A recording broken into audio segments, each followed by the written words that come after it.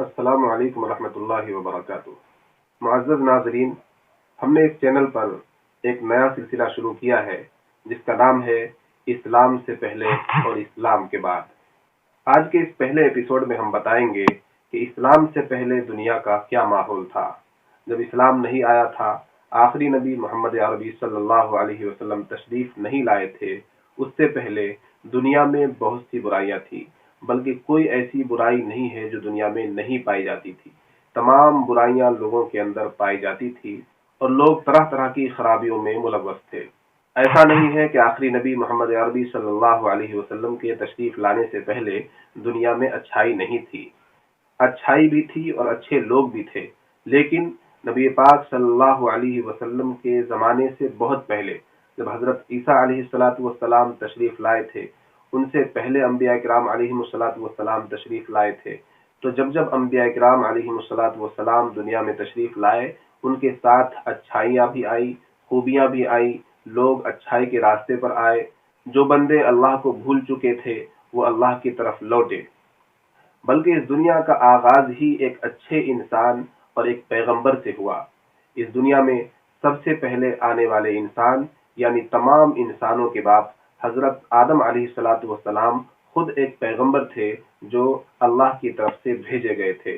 حضرت آدم علیہ السلام ہی اس دنیا کے سب سے پہلے پیغمبر ہیں، سب سے پہلے انسان ہیں، سب سے پہلے اچھائی کو فروغ دینے والے ہیں۔ حضرت آدم علیہ السلام کے بعد بہت سے انبیاء کرام علیہ السلام اس دنیا میں تشریف لائے۔ تمام نبیوں نے ایک ہی اللہ کی عبادت کی دعوت دی،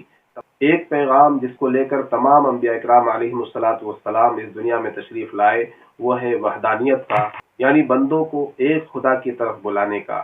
انبیاء کرام علیہ السلام اس دنیا میں تشریف لائے یہ سمجھانے کے لیے کہ تمام لوگ، تمام انسان ایک ہی خدا کے بنائے ہوئے ہیں، ایک ہی اللہ نے تمام لوگوں کو پیدا کیا ہے، وہی اکیلا تمام چیزوں کا خالق اور مالک ہے، تمام لوگ اسی کے بنائے ہوئے ہیں اور اسی ایک خدا کی عبادت ہوگی، اسی ایک خدا کی پرستش ہوگی، اس کے علاوہ کسی کی عبادت، کسی کی پوجا، کسی کی پرستش نہیں کی جائے گی۔ اس وحدانیت کے پیغام کو لے کر تمام ہی انبیاء کرام علیہ السلام تشریف لائے۔ جب دنیا میں برائی پھیلی، شرک و بت پرستی کا ماحول پیدا ہوا، اس دنیا میں برائیوں نے جڑ پکڑنا شروع کیا، تب انبیاء کرام علیہ السلام کو اللہ تبارک و تعالی نے اس دنیا میں مبعوث فرمایا۔ جب نبی آئے تو اس دنیا میں اچھائی پھیلی، لوگ اچھائی کے راستے پر آئے، لوگوں نے جھوٹ بولنا چھوڑا، لوگوں نے دھوکہ دینا چھوڑا، دنیا کے رہنے والوں نے دوسری بڑی بڑی برائیاں چھوڑ دیں۔ لیکن جب انبیاء اور پیغمبر اس دنیا سے چلے جاتے تو پھر لوگوں میں برائیاں عام ہو جاتی اور شیطان ان کو اللہ کے راستے سے بہکا کر دوسرے راستے پر، برائی کے راستے پر گامزن کر دیتا۔ اس طرح انبیاء کرام علیہ السلام کا سلسلہ چلتا رہا اور کم و بیش 1,24,000 انبیاء کرام علیہ السلام اس دنیا میں تشریف لائے۔ سب سے آخر میں آخری نبی محمد عربی صلی اللہ علیہ وسلم تشریف لائے۔ آخری نبی محمد عربی صلی اللہ علیہ وسلم کے تشریف لانے سے پہلے یہ دنیا بہت سی برائیوں کی آماجگاہ بن چکی تھی۔ کوئی ایسی برائی نہیں ہے جو اس دنیا میں نہیں پائی جاتی تھی۔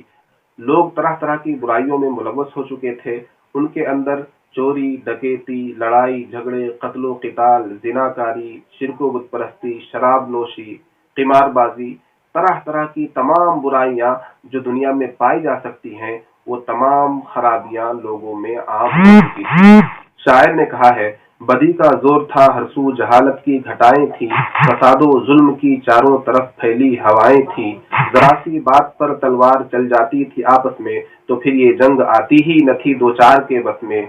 اگر لڑکی کی پیدائش کا گھر میں ذکر سن لیتے تو اس معصوم کو زندہ زمین میں دفن کر دیتے۔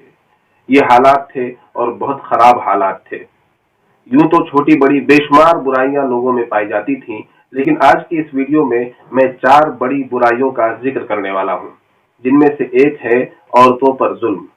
عورتوں کی حیثیت نبی پاک صلی اللہ علیہ وسلم کے تشریف لانے سے پہلے بالکل نہ کے برابر تھی۔ عورت کو دوسری دنیا کی مخلوق سمجھا جاتا تھا، عورت کو اس کے جائز اور ضروری حقوق سے محروم رکھا جاتا تھا، عورت کو ایک گھٹیا درجے کی مخلوق سمجھ کر لوگ اس کا استحصال کرتے تھے۔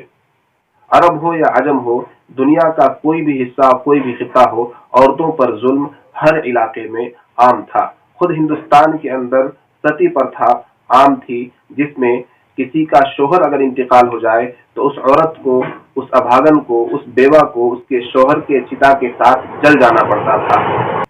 بلکہ عورت ذات کی پیدائش کو ہی معیوب سمجھا جاتا تھا۔ خود عرب کے علاقے میں کسی کے ہاں لڑکی پیدا ہوتی تھی تو وہ اس سے منہ چھپاتا پھرتا تھا، بلکہ اسے قتل کر دیا کرتا تھا، زمین میں دفن کر دیا کرتا تھا یا جنگل میں چھوڑ کر آ جایا کرتا تھا۔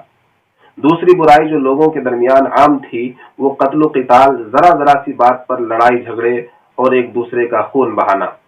خود عرب میں ذرا ذرا سی بات پر کسی کے اونٹ نے کسی کی چراگاہ سے اگر گھاس کھا لیا، کسی کی اونٹنی نے کسی دوسرے کی اونٹنی سے پہلے اگر پانی پی لیا، تو ان ذرا ذرا سی باتوں پر جنگ چھڑ جایا کرتی تھی اور پھر نسلوں تک یہ جنگ جاری رہا کرتی تھی۔ لڑائی شروع تو ہوتی تھی ذرا سی بات پر، لیکن وہ نسلوں تک چلا کرتی تھی اور سینکڑوں لوگوں کے قتل کا ذریعہ بنا کرتی تھی۔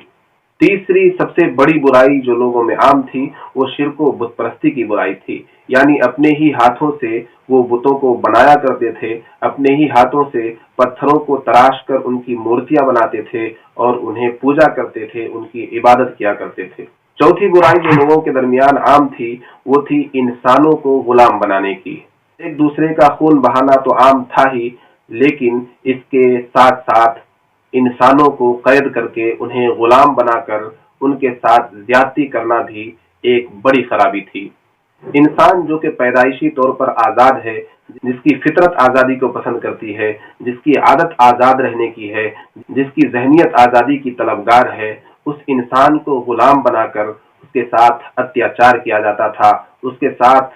ظلم و زیادتی کی جاتی تھی، اس پر مظالم کے پہاڑ توڑے جاتے تھے، اس سے جانوروں کی طرح کام کرایا جاتا تھا، اسے سونے نہیں دیا جاتا تھا، اس کی نیند چھین لی جاتی تھی، اسے صحیح سے کھانا نہیں دیا جاتا تھا، اسے پہننے کے لیے مکمل لباس نہیں دیا جاتا تھا۔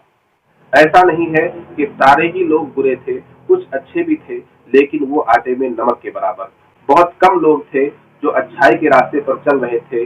جو اللہ سے اور آخرت سے ڈرنے والے تھے، ایسے لوگ بہت کم رہ گئے تھے۔ زیادہ تر لوگ شرک و بت پرستی کے دلدل میں دھسے ہوئے تھے اور طرح طرح کی خرابیاں ان کی گھٹی میں سما گئی تھی۔ یہ جو زمانہ ہے، جس زمانے میں یہ تمام برائیاں پائی جاتی تھیں، یہ تمام خرابیاں پائی جاتی تھیں، جس زمانے میں لوگ ظلم و زیادتی کو، لڑائی جھگڑے کو، قتل و قتال کو فخر کا ذریعہ سمجھا کرتے تھے، جس زمانے میں لوگ شراب نوشی، قمار بازی، بت پرستی کو اپنا شعار بنائے ہوئے تھے، اس زمانے کو زمانہ جاہلیت کے نام سے جانا جاتا ہے۔ اگلی ویڈیو میں ہم آپ کو بتائیں گے زمانہ جاہلیت کے کچھ ایسے واقعات جو سچائی پر مبنی ہیں۔